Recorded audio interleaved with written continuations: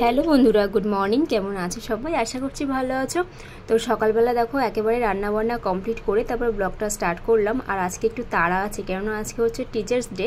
তো আমি এদিকে তাড়াহুড়ো করছি, ওদিকে বোন ওই যে কালকে থেকে সুমানে ফোন বলছে যে আমাকে একটু শাড়ি পরিয়ে দিবি, সাজিয়ে দিবি। তো দেখো শাড়িটা পরিয়ে নিয়েছি, আর কিন্তু সাজাতে আমি পারিনি, বলেছিলাম কাকিকে সাজিয়ে দিতে। তো দেখো কিন্তু ও শাড়ি পরতে আসলে আরেকটা সমস্যা যেটা হয়, যে কবার শাড়ি পরতে আসে ও ব্লাউজ ফিটিংস করে আনে না, তাই জন্য এসে একটুখানি বকাও খেয়ে নেয়। তো যাই হোক, ভালো করে সেফটি পিন দিয়ে মেরে তারপরে ফিটিংস আমি করে দিই। দেখো ধুতি স্টাইল শাড়ি পরিয়েছি, তো কেমন হয়েছে তোমরা কমেন্ট করে জানিও। তো আর হচ্ছে নিচের দিকে লেগিংস প্যান্টটা একটুখানি দেখা যাচ্ছে, তো ওটা পরে ঠিক করে দিয়েছিলাম। তো ওভারঅল দেখো ঠিকই আছে। তো তারপরে কাকি বাড়ি ও শাড়ি পরে এখান থেকে গেছে, নিয়ে কাকি আবার ওকে সাজিয়ে দিয়েছে।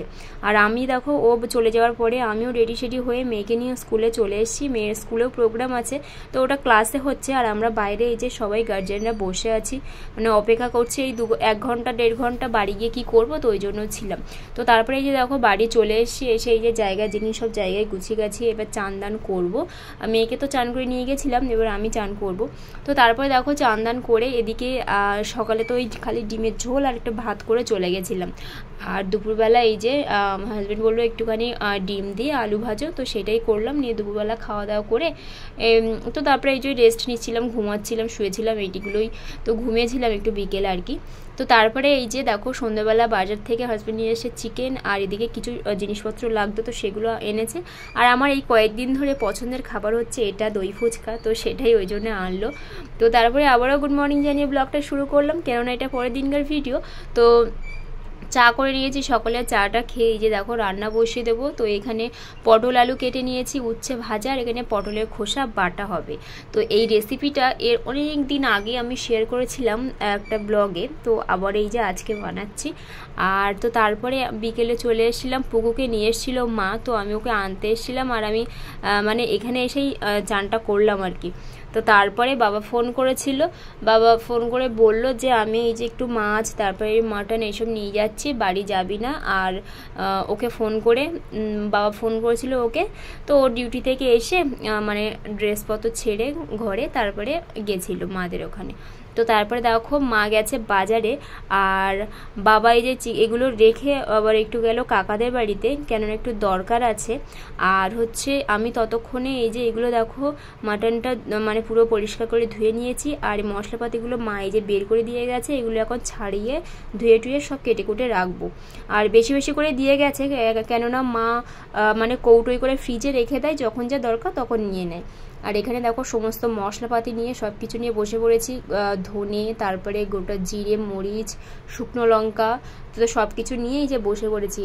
আর এদিকে দেখো আদাটা আমি একটুখানি বড় বড় করেই কেটে ফেলেছি, তো সেটা নিয়ে ওই জন্য মিক্সারটা আর ঘুরছিলই না।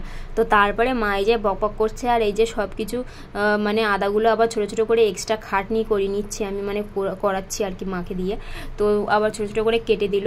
আর এই যে কৌটো একটা নাড়ু দেখলে মা ওই যে বাজারে গেছিলো, বাজার থেকে এনেছে, তো একটা খেয়ে টেস্ট করে দেখলাম, ভাবলাম যে বাড়িটা, মা বললো না আমি এনেছি বাজার থেকে কিনে। তো ওইটুকুনি ওই কটা নাড়ুর দাম নিয়ে নিল 60 টাকা। আমি ভাবলাম বাড়ি নারকেল দিয়ে নাড়ু বানালে কতটা হয়, 60 টাকা নিয়ে নিল। মা বলছে তারা কষ্ট করেছে, তারা বানিয়েছে, তো নেবে না। তো যাই হোক, তারপরে মা ওদিকে রান্না করছিল, আর আমি এদিকে একটুখানি অকাজ করছিলাম। কি অকাজটা করছিলাম সেটা আমি পরে বলছি। তো এদিকে দেখো মা দই দিয়ে আগে মাংসটাকে ম্যারিনেট করে নিয়েছিল, তারপরে সমস্ত মশলা দিয়ে এই যে ভালো করে ম্যারিনেট করে আমি মাখাচ্ছি, হাত দিয়ে আর মাখালাম না, যেহেতু অতটা লঙ্কা বাটা আছে ওর মধ্যে, তো সেই জন্য হাত পুরো জ্বলে যাবে।